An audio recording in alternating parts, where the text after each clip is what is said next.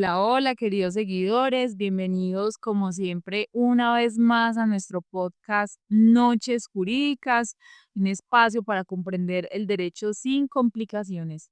Soy Cintia Pérez y hoy tenemos un tema muy importante y cotidiano sobre el cual conversar. Esto es el derecho de alimentos en Colombia. Claro que sí, así es, sí. Muy buenas noches para todos nuestros queridos oyentes. El día de hoy vamos a hablar sobre la cuota alimentaria, qué hacer cuando no se cumple y también sobre el REDA. Este es un tema que nos toca a muchos de cerca. Claro que sí, Nata. Empecemos entonces por lo básico y expliquemos a nuestros queridos oyentes en qué consiste exactamente la obligación de dar alimentos. Bueno, sí, la obligación de dar alimentos como tal es una responsabilidad que tienen los padres para garantizar, digamos, lo necesario para el desarrollo integral de sus hijos.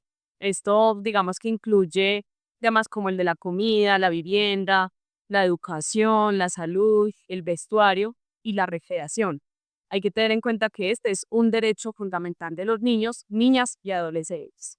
También, pues digamos que debemos tener en cuenta que según el Código Civil colombiano, también se deben alimentos al cónyuge, a los padres y a los hermanos, es decir, sin que no solamente los alimentos aplican en favor de los hijos.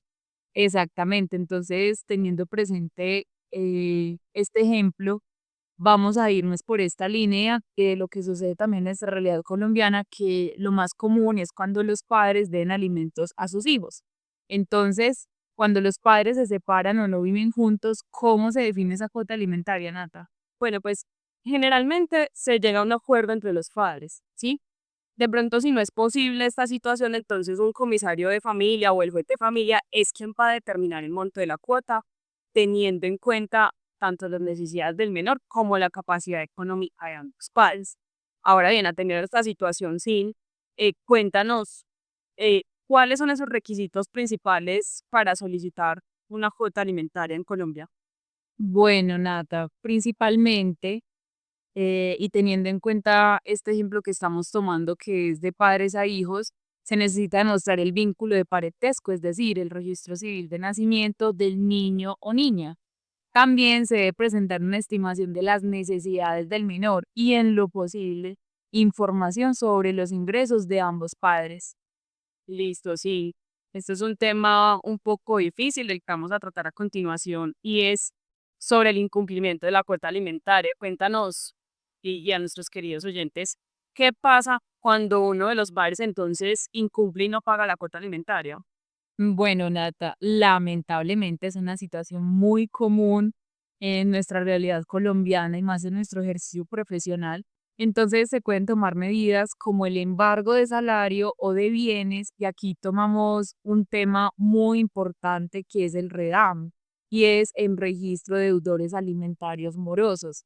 Entonces, esta es una herramienta del gobierno muy importante porque incluye a las personas que incumplen de manera reiterada sus obligaciones alimentarias, y que en la ley está establecido a partir de 3 cuotas, sean sucesivas o no, pero que más adelante explicaremos en otro podcast para todos nuestros queridos oyentes y para que sea pues más práctico. Entonces, estar en el REDAM puede traer consecuencias como la imposibilidad de salir del país, contratar con el Estado o incluso acceder a créditos datas. Bueno, sí, según entonces lo que nos acabas de decir, entonces está reportado en el REDA o aplicar esta situación sería una forma más bien de presionar para que se cumpla con esas obligaciones. Así es, Nata.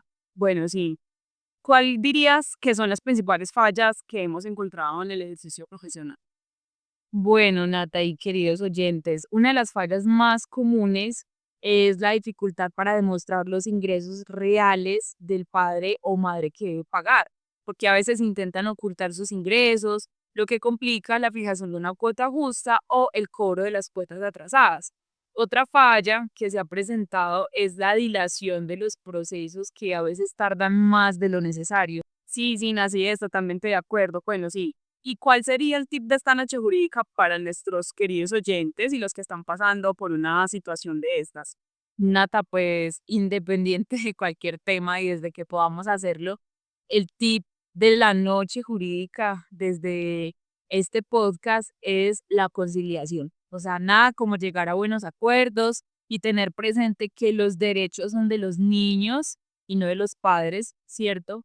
También buscar una asesoría legal que pueda orientarlos sobre los pasos a seguir, ya sea para fijar la cuota alimentaria, para exigir su cumplimiento, o simplemente para buscar también su exoneración, entre otras figuras que se presentan también dentro del área de alimentos. Y no duden en buscar ayuda profesional para proteger los derechos de todos los involucrados. Claro que sí, sí, excelente tip. Bueno, y para resumir entonces, la cuota alimentaria es como tal un derecho de los niños, ¿sí? Existen también mecanismos legales para exigirla y el REDAM como tal es una herramienta muy importante en contra o para combatir más bien el incumplimiento de esas obligaciones. Así es, Nata, esperamos que esta información haya sido útil para nuestra querida audiencia. Recuerden suscribirse a nuestras redes sociales, Instagram, WhatsApp y YouTube. Y recuerden que este es un espacio para comprender el derecho sin complicaciones. Hasta la próxima.